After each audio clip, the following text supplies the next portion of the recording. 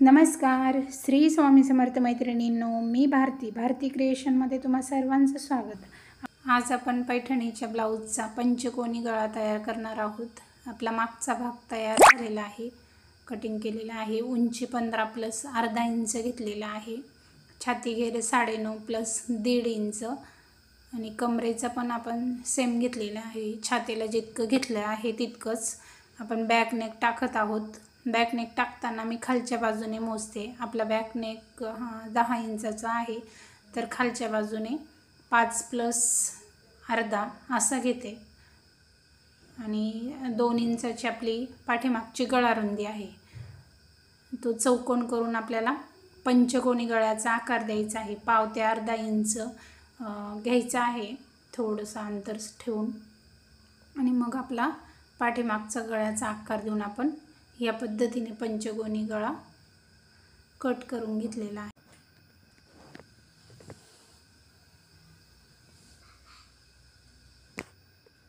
आपल्या ब्लाऊज पीसला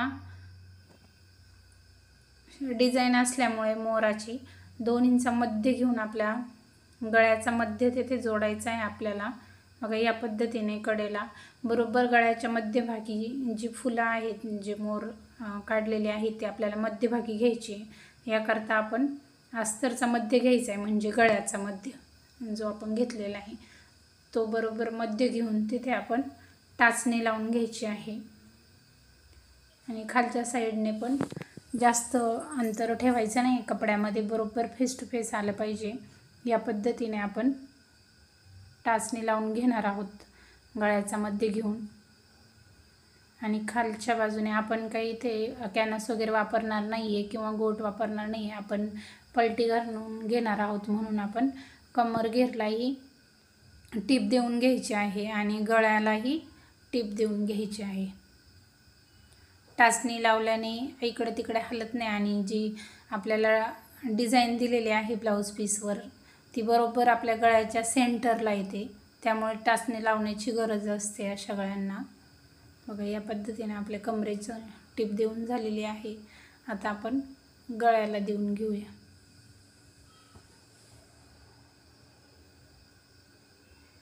आणि गळ्याला टीप देताना बरोबर कॉर्नरवरती तिथे दाब थांबला पाहिजे. सुई उचलायची नाही आहे, मशीनची सुई टेकून राहिली पाहिजे आणि दाब उचलून मग आपण कपडा फिरवायचा आहे मशीनवरती. बरोबर कोण्यांवरती मशीन थांबली पाहिजे या पद्धतीने आपले, नाहीतर गळ्याचा आकार बिघडतो. बघा, पाठीमागच्या बाजूनेही आपण बघितलं तर बरोबर तिन्ही टोक व्यवस्थित आलेले आहे. आपण पुन्हा डबल टिप देऊन गळ्याला फिनिशिंग द्यायची आहे.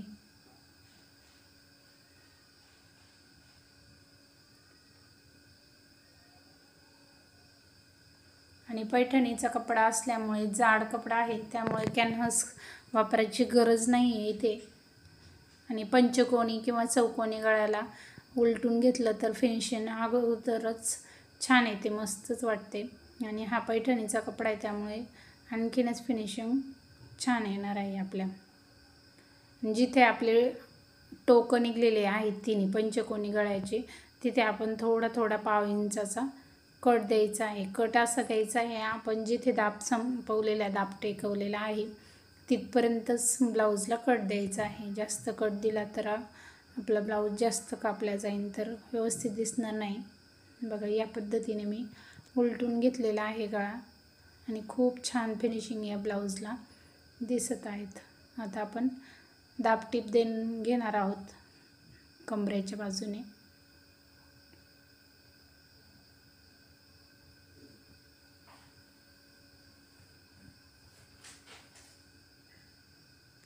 आणि आपल्याला जी मोराची डिझाईन दिलेली होती ती बरोबर मध्यावरती आलेली आहे गळ्याला. याकरताच पंचकोनी गळा घेतलेला आहे की दोन्ही बाजूने मोर बरोबर मध्यावरती येऊन दोन्ही टोकांकडे समोरासमोर दिसत आहेत.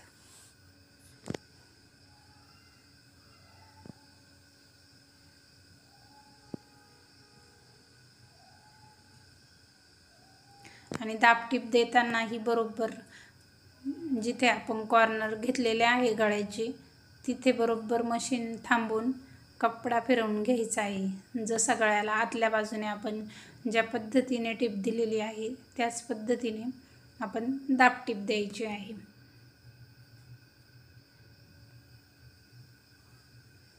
माझे व्हिडिओ आवडत असल्यास चॅनलला सबस्क्राईब करा।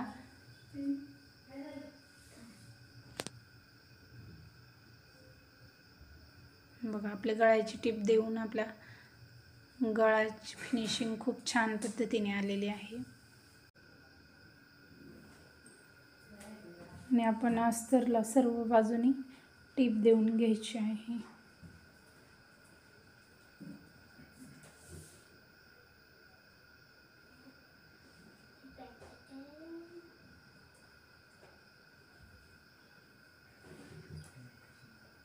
अस्तर जोडून झाल्यावर जो एक्स्ट्राचा कपडा असतो ब्लाऊज पीसचा तो कट करून घ्यायचा आहे सर्व बाजूने।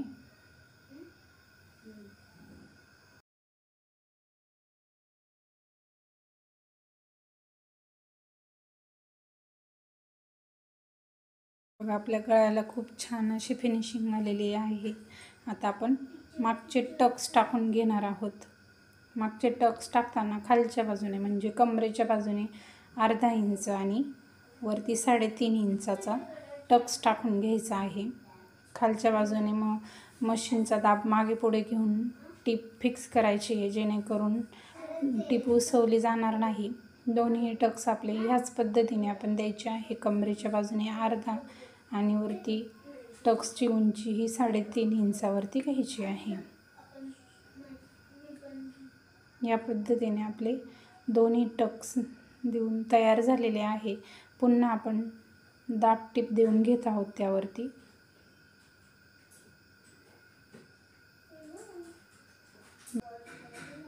बघा आपल्या पैठणीच्या ब्लाऊजचा छान असा पंचकोनी गळा तयार झालेला आहे आणि खूप छान दिसतो आहे।